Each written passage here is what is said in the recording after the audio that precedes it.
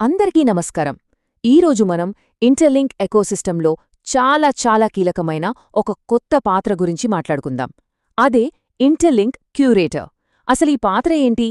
Human network భవిష్యత్తుకు ఇది ఎందుకు ఇంత కీలకం? పదండి వివరంగా చూద్దాం.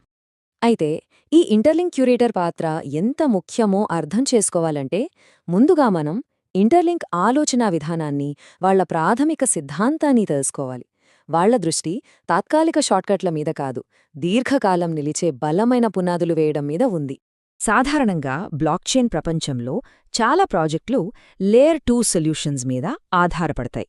అంటే అవి వేరొకరి టెక్నాలజీపైన, వాళ్ల నియమాలపైన, వాళ్లు పెట్టే ఫీజులపైన ఆధారపడతాయన్నమాట. కానీ ఇంటర్లింక్ మాత్రం పూర్తిగా భిన్నమైన మార్గాన్ని ఎంచుకుంది. వాళ్లు సొంతంగా వాళ్ల లేయర్ 1 పునాదిని నిర్మిస్తున్నారు. ఇది వాళ్లకి పూర్తి స్వేచ్ఛను, నియంత్రణను ఇస్తుంది. చూసారా, సొంతంగా లేయర్ 1 ఉండటం వల్ల ఇంటర్లింక్కు ఎన్ని ప్రయోజనాలో! ఏకాభిప్రాయం దగ్గర్నుంచి ఖర్చుల వరకు, అప్గ్రేడ్ల నుండి భద్రత వరకు ప్రతిదీ వాళ్ల చేతుల్లోనే ఉంటుంది. దీనివల్ల వేరే వాళ్ల మీద ఆధారపడాల్సిన అవసరముండదు. సిస్టమ్ పరంగా వచ్చే రిస్కులు కూడా బాగా తగ్గిపోతాయి. సో ఇక్కడ మనం అర్థం చేసుకోవాల్సిన కీలక విషయమేంటంటే, ఇంటర్లింక్ యొక్క విజన్ చాలా పెద్దది. వాళ్ల లక్ష్యం కొన్ని ప్రయోగాలు చేయడం కాదు, ప్రపంచవ్యాప్తంగా కోట్లాది మంది ప్రజలు వాడేంత బలమైన, స్వతంత్రమైన వ్యవస్థను నిర్మించడం. దానికి షార్ట్కట్లు అస్సలు పనిచేవు, బలమైన పునాదులే కావాలి. సరే, ఇప్పటిదాకా మనం టెక్నాలజీ, ఇన్ఫ్రాస్ట్రక్చర్ గురించి మాట్లాడుకున్నాం. ఇప్పుడు అసలు విషయానికొద్దాం. ఈ మొత్తం సిస్టమ్కి ప్రాణం పోసే మానవ అంశం గురించి తెలుసుకుందాం. అదే హ్యూమన్ వెరిఫికేషన్ లేయర్. అసలు ఎవ్రీ ఇంటర్లింక్ క్యూరేటర్? వీళ్ళు ఎవరో సాధారణ కమ్యూనిటీ మెంబర్స్ అనుకుంటే పొరపాటే. వీళ్ళు అత్యంత కఠినమైన ఎంపిక ప్రక్రియలో నెగ్గిన ఉన్నత స్థాయి నిపుణులు. వాళ్ల ప్రధాన బాధ్యత ఒకటే, హ్యూమన్ నెట్వర్క్ యొక్క సమగ్రతను కాపాడటం. చెప్పాలంటే వాళ్లు తీసుకునే నిర్ణయాలు మొత్తం నెట్వర్క్ భవిష్యత్తునే ప్రభావితం చేస్తాయి.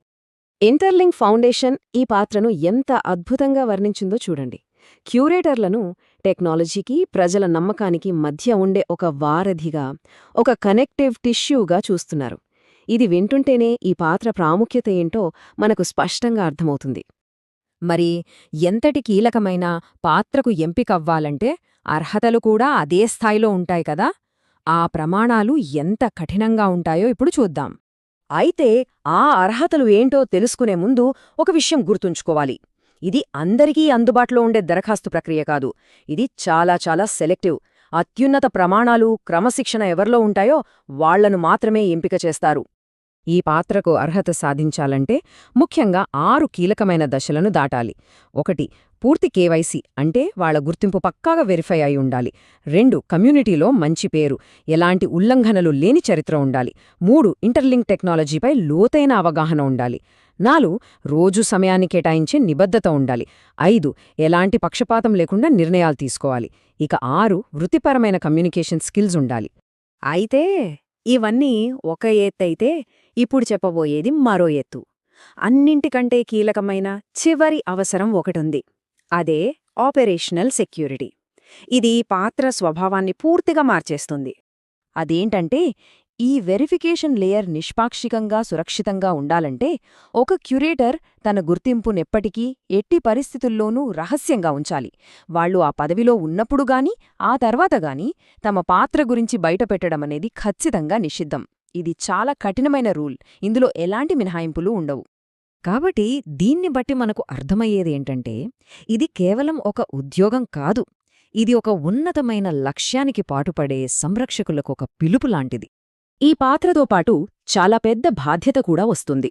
న్యాయం, జవాబుదారీతనం, ఇంకా ఒక నిజమైన మానవ నెట్వర్క్ను నిర్మించాలనే బలమైన నమ్మకం ఎవరికైతే ఉంటుందో వాళ్లకు ఇది అత్యున్నత స్థాయిలో సేవ చేసే ఒక గొప్ప అవకాశం.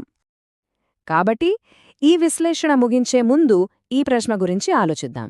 హ్యూమన్ నెట్వర్క్కి ఒక సంరక్షకుడిగా నిలబడటానికి, ఆ అత్యున్నత స్థాయిలో దోహదపడటానికి కావలసిన క్రమశిక్షణ, నిజాయితీ, నిబద్ధత మీలో ఉన్నాయా?